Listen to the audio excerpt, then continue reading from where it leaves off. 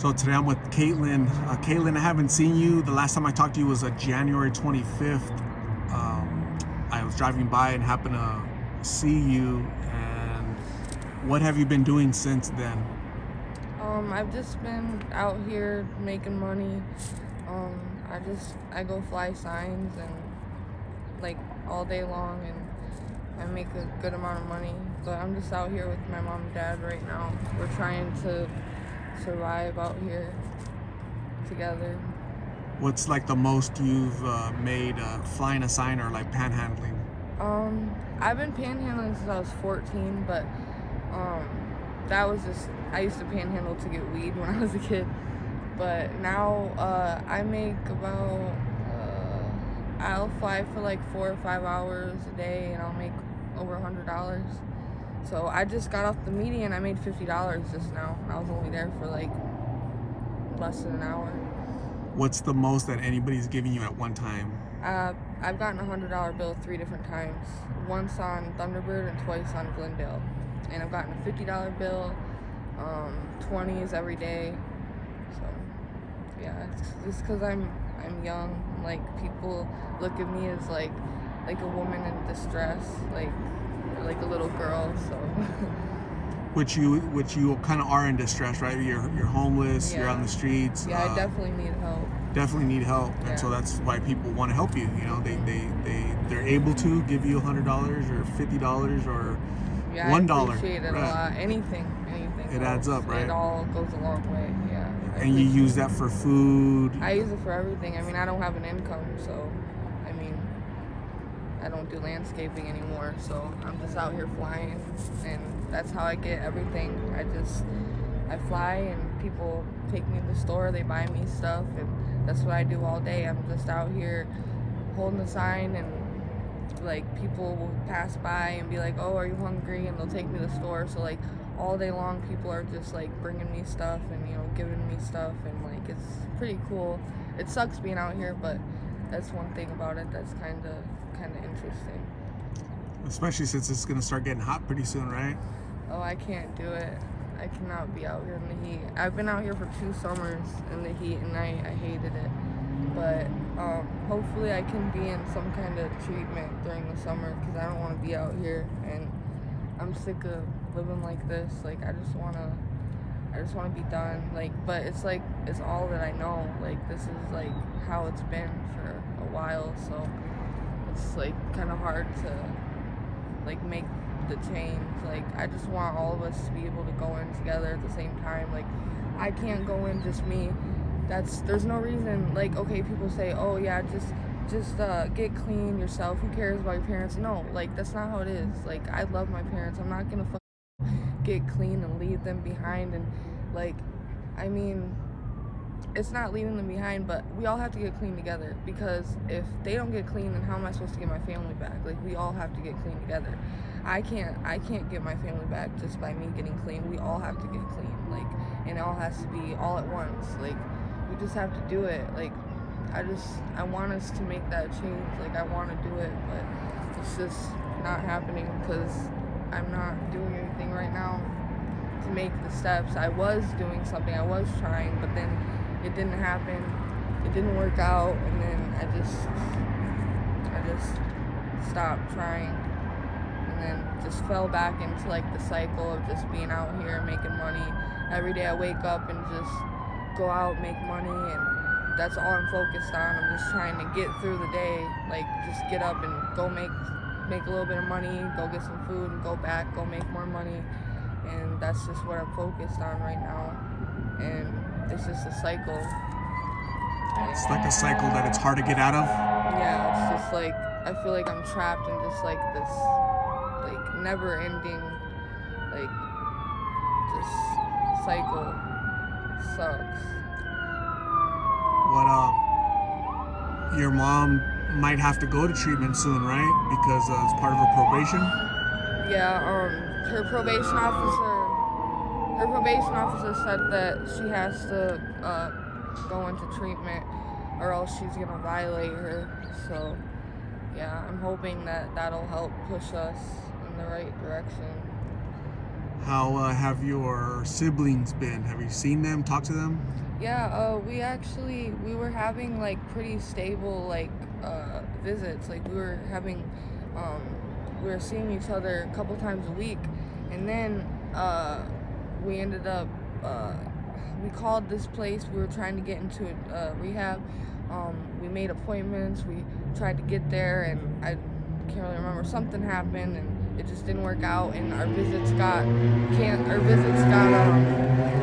like our visits basically got like put on hold because we were supposed to be in rehab, and we just didn't end up going in. And so now we have to get our visits back. But it's only been like it's been about like a week since we've seen them, but we were seeing them like twice a week for a few weeks. So I did get to see him a little bit, and I saw my baby brother, and we went to the mall, and I got my sister a pair of Jordans because my mom had a settlement check, so she got her like this 300 pair of Jordans, like $300 pair of Jordans. It's pretty cute.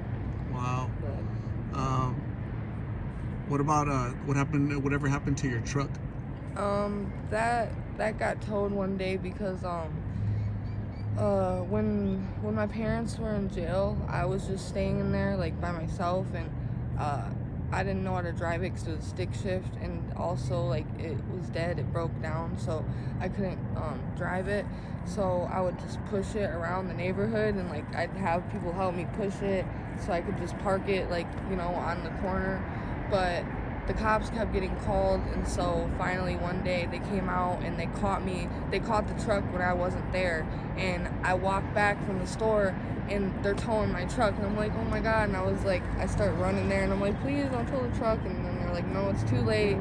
So they finally took it from me. But I'm kind of happy because it's way more comfortable being homeless out here, like without a car, because it's like so miserable sleeping in a car. Like I love sleeping in a tent. Like I even have my own mattress now.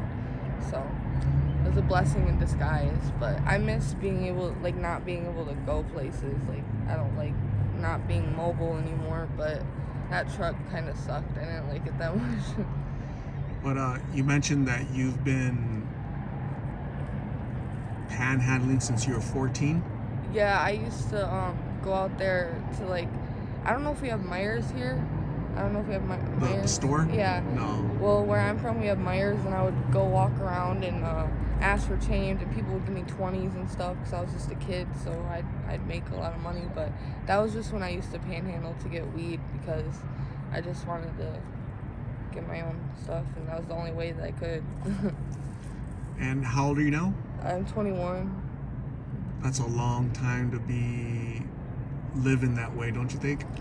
Yeah, well, I wasn't really on the streets when I was 14. I would just go out to panhandle. Like, I had a home. I stayed in my home. Like, I never ran around the streets. I wasn't like that. I stayed at home. The only time I was out on the streets was just when I was trying to get a little bit of money. That's it. So, but yeah, I've been out here for 2 years. I've been out here on these streets. And like, what are your plans? Like, where do you see your future, Caitlyne? I think this is probably the fourth time maybe I've talked to you, and you're stuck in that cycle that you mentioned, right? Yeah. You want to go to treatment, right? But it doesn't happen. What do you think's your biggest obstacle? It's procrastination. It's like I get it from my mom. My mom procrastinates, like, and it's crazy because it's like, this is our life. Like, this is my life, and I'm just sitting here. I'm smoking up every single day, just sitting there smoking my blues, just smoking away the day.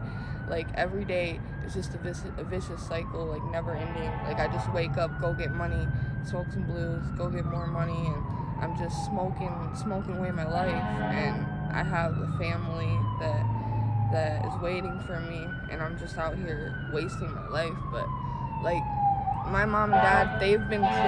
Like, they haven't been. Sorry, I'm waiting for the siren to stop. Like, they've been clean throughout, like, their lives too. Like, they haven't been addicts the whole time. They've been clean. My mom was clean for like 10 years. So I know that, like, at one point in time, even though it looked like everything was good and, you know, they were all gonna be clean and like our family was gonna be, you know, the perfect family, it looked like that at one point, but now it's not like that anymore. Like drug addiction is, it's always going to be recovery. Like, I'm never going to be healed. I'm always going to be fighting it my whole life. Like, I could relapse at any second. Like, I mean, I'm not clean right now, but if I do get clean, I could relapse at any second, and it's something I'm going to be fighting for the rest of my life. And like, it's just, it's hard for me because like I know how it is. My parents have been addicts, and like they've been clean for periods of time, but now they're not. And it's like, what if I get clean and then I know I'm probably just gonna relapse again and have to just go through this for the rest of my life? It's just gonna be like a battle, and it sucks. Like, I don't want that to be my whole life, you know? It doesn't have to be. And one day, hopefully you get tired of it, you get sick and tired, you hit rock bottom, and you say, you know, I'm done with this. Maybe you have to do it without your parents, right? Maybe you doing it with your mom and dad going to treatment might be like something that holds you back, right? Because if they're not ready, then you're not gonna be ready, right? So I think they're ready. They just don't. We need something to push us, like something that's just gonna push us into just doing it. Because if you've never lived this life, you can never understand the cycle of it. You think like if you don't like your life, change it. That's what you think, because you're not disabled in the kind of way that we are. Like, in our mind, we're disabled in a way. Like, there's something in our mind that's holding us back, and it's like we can want it so bad, but it's not gonna happen, like, unless we really do something to change it. And it's like, I know this, but it's like I'm still stuck here. Like, I don't know if I'm just stupid, or I don't know. Like, I don't think you're stupid. I think it's called addiction, right? Addiction is I've heard they say that addiction is giving up everything for one thing. Recovery is giving up one thing for everything, right? So you got to look at it from that standpoint. You know, that you're going through an illness right now, and you have to decide to try to get better. So you were mentioning you wanted to when you were 12 years old, the water was bad in your town. What happened? I'm from Flint, Michigan. In 2000, I think either 2012 or 2013, Governor Snyder, he had like this meeting, and he changed the water from Detroit water. Like, we had Detroit water for our tap water, but then he changed it to where it was the Flint water, like the Flint River water. And that water's bad because people like dump bodies in it. Like Flint, Michigan is like the murder capital. Like, people are killing each other. Like, it's really fucked up, and the water's bad because people are dumping bodies in it and stuff, and it's poison. And like, once the Flint River water started flowing through the water pipes, somehow lead started like forming in the pipes, and like, now all the pipes under the city are completely ruined. They have to change every single pipe for it to even fix it, but they were changing them one at a time and stuff. A few years ago, they were just like changing, you know, one pipe over here and another over here, just to like act like they were doing something to change it, when really that's not how it works. If they don't change every single pipe at once, then it's not going to do nothing to fix it.